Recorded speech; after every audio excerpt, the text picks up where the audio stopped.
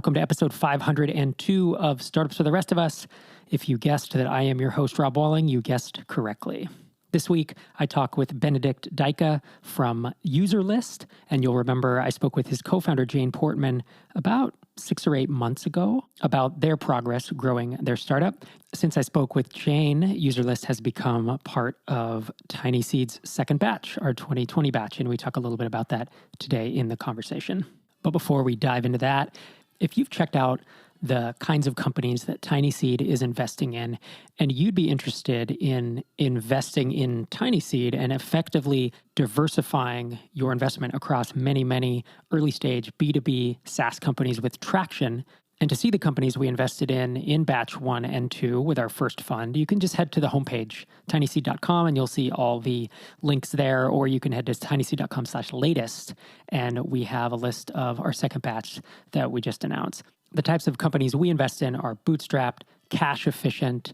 They're the types of startups that you hear me talk about and espouse on Startups for the Rest of Us, and that you run into at MicroConf and other events that cater to those of us who are building ambitious yet sane startups. And so if this is an asset class you've considered investing in and you're an accredited investor, TinySeed is a nice way to do that because of the automatic diversification you get across many B2B SaaS companies with traction instead of having to seek out all that deal flow and do all the due diligence and all the research yourself. You can instead rely on us to do the legwork for you. So again, tinyseed.com/invest if you are interested. And just a little more background on Benedict before we dive into the conversation. Benedict is the co-founder of UserList. It's at userlist.com. And their headline is Behavior-Based Customer Messaging Perfect for Your SaaS. So they have email and in-app messages. And with that, let's dive into our conversation. Benedict, thank you so much for joining me on the show. Thanks for having me. Yeah, it's great to have you. It's your first time on the podcast, right? It's my second time. Second time. Oh, Mike, you and Mike did MicroConf Europe recap. Yeah, a couple of years ago. That's right. I think I was with my family in Europe taking a vacation after MicroConf Europe, and you came on. And of course, Jane Portman, your co-founder, has been on at least twice, and she was on about 6 or 8 months ago talking about your journey together, building UserList. And of course, we'll talk through that today a bit. I wanted to start by asking you about Help Founders. It's at helpfounders.com. And folks who are listeners to this show know that, in essence, it's free advertising for like early stage SaaS products. And we have donated a few slots to Help Founders, and folks have heard a couple of the ads, essentially that I've read. And they're less ads, and it's more of me talking about the product. I actually had met one of the founders of the products through MicroConf Connect, so it was kind of cool. But I'm curious, what was your motivation, yours and Jane's motivation behind starting that initiative? To be honest, it was mostly Jane's idea, or entirely Jane's idea. And it was her first response to like this whole pandemic coming over us and causing problems for a lot of founders. And we just wanted to do something to help out with the stuff we can do. And both Jane and I run podcasts, so it felt like an easy decision to just like give shout outs to fellow founders in our podcasts and just help the community that way. And luckily, once we started reaching out and promoting this idea, a lot of other people like you joined with their podcasts. And I think at some point we had more podcasters and more slots on podcasts than actual products. I'm not entirely sure what the numbers are right now, but the support we got, or the support Jane got with this was amazing. Yeah, that's something I love about this community of bootstrappers, makers, whatever we want to call them. The founder community that we work in is just a very positive community. And I think that comes from doing hard things and knowing that putting things out in the world is pretty hard. And the generosity that I think you saw, where you have more ad slots than startups asking for them, is pretty cool. Yeah, that was definitely an exciting part. And so far, I think it's going well. Like, people are getting shout outs. Some podcasts do really amazing jobs at like doing real in-depth teardowns, more or less, of the products and the product ideas. So it feels like it's even more than just ad spots, at least on some shows. So I want to kind of change it up and talk about UserList. UserList is behavior-based customer messaging, perfect for your SaaS. That's the headline on your homepage. So it's basically emails and in-app messaging for SaaS apps, behavior-based. A competitor of Customer.io. You and I had chatted a little bit offline briefly about how it helps to couch in a person's mind who's listening, like, what is this product similar to? And so you guys have been working on this for several years now. And I know that growth has started picking up for you, but that, in talking to Jane, again, on the podcast several months back, that it was really slow early on, that it was slow getting going. Did that surprise you how long it took you to go from, let's say, starting to build to 1K of MRR? Yeah, it was definitely slower than we expected. But I feel like a lot of that has to do with just like how long it takes to actually build a product like this, with doing like consulting on the side and like basically doing this part-time. I'm sure like if we were able to fully focus on it from day one, it would have been a lot faster, just because we didn't have too many other things going at the same time. But then again, I mean, who knows? This is only the one-time experience, and not sure. Like, maybe I'm wrong about it, and it would still be slow. Yeah, I think that's it is pretty typical, right? Especially because you were doing it, both you and Jane were doing it on the side while consulting. Is that right? Yeah, we had to pay our bills in the early days. Like, the product doesn't pay. Like, with consulting on the side, you only get like maybe a day or two of focused work on the product, especially like on the technical side, implementing the hard stuff makes it really challenging with just like 1 or 2 days per week, and then having a longer break and then trying to get back into it and trying to remember what did you do last week and what's the plan to move forward and what changes are still missing and stuff like that. So I feel like since we were able to go full-time earlier this year, we move a lot faster with everything. Yeah, I always struggled with that when I was still building on the side, was whether to try to carve out a day a week.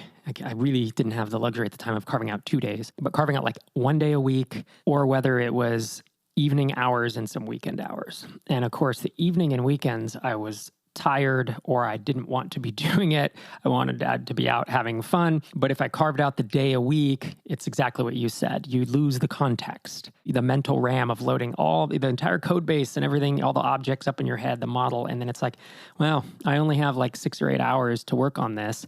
And then it's 6 days, 5 days gap until the next time. And it's really, really cumbersome. And that's where I think the difference between like an early hypothesis of TinySeed was, hey, get folks who are trying to do this part-time and get them to full-time. Now, already we even in the first batch and especially in the second batch, most of the founders were already doing it full-time. So while that hypothesis has held in a small way, it's not the main focus of what we're doing anymore. But I do feel like that step from part-time to full-time focus, if you can work 15 hours a week on it versus 45 hours a week, it's not 3 times more productive. I think it's 5 to 10 times more productive because all of your focus is there and all of your mental RAM is devoted to it, and you can just keep it loaded up constantly, Yeah, like even on the days where you're working on the product, there's still so many other stuff going on in the background that just takes focus away. And like just being able to focus on one thing for all the time, like the entire time, is just super valuable because it just like removes all the other background tasks and responsibilities you have with your clients, and that makes it easier to execute on the product. And your growth has picked up. What do you think that is? I think what helped is that we launched our in-app messaging feature and recently launched our new $9 starter plan. I think that lowered the barrier for some people to try the product and get started using it, even when they are still in early stages. Previously, we had our lowest plan was $49 a month. And I feel like that's still a reasonable price point, but like for someone who's just starting out, it was a little bit too much. We wanted to offer a better deal for like small people, similar to where we are, and provide them with a product that they can integrate early and start using to send messages to their customers. And I think that helped. Like the numbers show that since we launched that plan, we get more trials and more trials convert, especially into the small plan. So you feel like it's working so far? Yeah, I think it's working so far. It's still below our goal, but the time horizon for that is still, I think, 2 months out. We wanted to reevaluate after 2 months, 3 months. And yeah, I'm confident that we'll get there. Right. Because the danger, obviously, for listeners is if your current lowest pricing plan is $49 and you're going to introduce a $9 plan, One, you can cannibalize some of your existing MRR for people who are, who qualify for that $9 plan, who are already your customers. And two, people who would come and would have signed up for your 49, sign up for your 9. And so your average revenue, you're basically dropping your average revenue per customer. And that's the danger of it. How do you think about that? Yeah, like our hopes is that the limit on the starter plan, on the new $9 plan, is 100 customers. And we hope that people in that range are more willing to pay for a $9 plan than they are for a $49 plan. And ultimately, I hope it's more people who are willing to sign up instead than those who would have signed up instead and now are paying less than they would have before. Yeah, and that's the thing, 100 customers. So that's like 100 contacts, right? 100 people, 100 email addresses. And if you're running a SaaS app and you have 50 customers, the odds are, I guess, if your average revenue per user is $1,000 a month or something, wow, that's a $600,000 a year business. But a lot of the SaaS, I think, that's probably signing up for this, when you're on 100 customers, you're still pretty early stage. Yeah, I think I agree. But that's also one of the challenges with our pricing is one customer of our customers is valued a lot differently depending on their business model. Like if you're running a freemium business, then one customer or one user in user list isn't worth much, but maybe it's a enterprise business that just needs 50 users to be super profitable, then one user in user list is worth a lot to them. And that makes it kind of hard, but so far I feel like this is a good middle ground. Yeah, we struggled with that running Drip too, because we would have, it's a similar thing. We'd have a blogger with 600,000 people on their email list, and they didn't have that much revenue. They didn't make that much revenue off of each person, so they were worth dollar amount less. And then we'd have a consulting agency with 500 contacts or 1,000, but each contract was worth 30, 40, 50 grand to that agency. And so we kind of shrugged our shoulders and said, look, the only way to get around this or to figure out how to get more value-based pricing is to not just have it be number of subscribers. It's to introduce feature gating, right? Where, well, I know the agency wants an integration with some Salesforce, or they want an integration with some tool that only the agencies would be using and that the blogger would not use. And so if we were to we didn't wind up going down this path because it just wasn't worth the time. There were more important things to work on, but that's how we would have done it, is implemented a feature or two and then put it in a gated, whether it was an add-on of, hey, it's hundreds of dollars per month to have that integration, or whether it was just a separate tier that you'd have to be in if you wanted the most value of an agency. That's kind of how I would think about it. Yeah, we considered this when we launched in-app messages. Basically, the idea was, let's just launch in-app messages on the larger plan, I think starting at $99 per month. But ultimately, we decided against it because it felt a little bit against our ethos or our motivation to build a tool for people like us. And then artificially limiting an essential feature or somewhat essential feature felt like the wrong way to go. I guess it makes more sense when there are actually features that are only valuable to a certain type of customer. But with in-app messages, felt like it was the wrong way to go. Yeah. Speaking of the in-app messaging launch, that was just a few weeks back, and you had talked on your podcast about you and Jane focused on launching it on Product Hunt, but that it didn't quite go the way that you wanted. You want to talk to listeners through kind of what the goal was, I guess, to get a lot of exposure and kind of what went wrong there? Yeah, absolutely. Like the plan, as you said, was to get a lot of exposure, especially outside of our audience, because we have a mailing list and we send regular updates to the subscribers on our mailing list and, of course, our customers and our Twitter followers and stuff like that. And I think most of them were probably aware that we were building this and working on this because, frankly, it took a long time and we've been talking about this for months now. But the plan for the launch was to make a little bit of a splash and get it noticed outside of our communities and our audiences. And the plan was to basically launch it on Product Hunt on that day, send an email to our mailing list announcing it, linking to the Product Hunt page, and try to get a lot of eyes on the Product Hunt posting and a lot of upvotes there, so it would get on the front page and rank really well, get a lot of upvotes and stuff like that. The problem is that didn't happen. We posted it and sent the emails, tweeted about it, and I guess a lot of people in our audience saw it and upvoted it, but it wasn't enough to get us on the front page and then the popular category for the day. And that essentially meant that nobody else saw it, or very few people outside of our audience saw it. And this was a little bit sad in a way because it didn't work out. Was it kind of like you put all your eggs in one basket, the Product Hunt basket, and it didn't work? Yeah, absolutely. All of our communication was around the launch was focused on our Product Hunt page. Even in our Google Analytics stats for our website, there's no way to notice the launch. Like there's no spike in traffic, nothing. We put all our eggs in the Product Hunt basket, and that didn't work out. In a way, it was a little bit of a failure, to be honest. Yeah, that's a bummer. I mean, it's always an experiment to do that. And I've had the same. I mean, I think we each face that dilemma. Anytime we want to do a launch, it's like, okay, we're going to post it to Product Hunt. Do we send everyone there? Do we send some people to our landing page and some people to Product Hunt and some people to Hacker News or whatever? You know, there's a lot of moving parts. There's a lot of kind of gut feel of like, I don't know, let's try it out. Because if it had worked, here's the thing: if it had worked, you would have gotten a lot of exposure. And so just because it didn't work doesn't mean it's the wrong decision. I think that's something to think about. Yeah, that's true. But next time, I'd probably at least link to the website as well in the emails and stuff like that. Yeah, and just like be deliberate about also like using other platforms properly. Like for example, post it on Indie Hackers, and we did that, but also linked to the Product Hunt page. And we just did a bad job at promoting the launch outside of Product Hunt, and in hindsight, this was a problem. Right. You could have had a little bit of link diversification is what you're saying. Yeah. Link to the website here and there, and then maybe have a little banner on the website that links back to Product Hunt or something like that. That's cool. So you used to be, I used to describe you as, hey, it's userlist.io because that was your domain name, but you bought the .com 6 months ago or whatever, and you paid a few $1,000s for it. I think you said the price on your podcast. You want to talk us through? Obviously, the thought process is because the .com is awesome, right? And now your name can just be Userlist rather than everyone saying userlist.io. But was that a risk for you guys? Did you feel like it was a lot of money to pay? And do you think it's been worth it? It was a lot of money to pay, but I think it has been worth it. It's so much better. Yeah. What was the price? It was $4,000. And I think like in the episode with Jane, I think you talked about this a little bit as well. So if listeners want to get the full details on the negotiation and stuff like that, they should probably just go back there.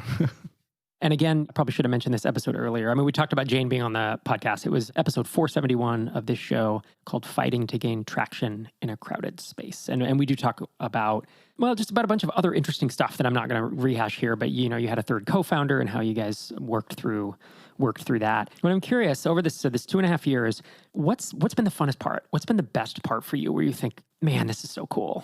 Getting it into the hands of the first customers, the first beta customers, and seeing them use the product and get some value out of it. That was definitely something exciting, and seeing the product work in reality and not just on my development machine and my test setup. That was definitely exciting. And then, of course, like once we launched, the launch of the product on Product Hunt went really well. That was also exciting. Joining TinySeed was also a cool milestone, to be honest. Yeah, I want to talk about that in a second because we're essentially 5 weeks in to batch 2 that you're in, but a little more than that. You've been in the Slack channel, so I want to talk to you about your experience there. Before we do that, I'm curious what 1 or 2 things have been the hardest for you. You can either take us back to a moment where you were like shaking your head like this is terrible, or just talk more generally.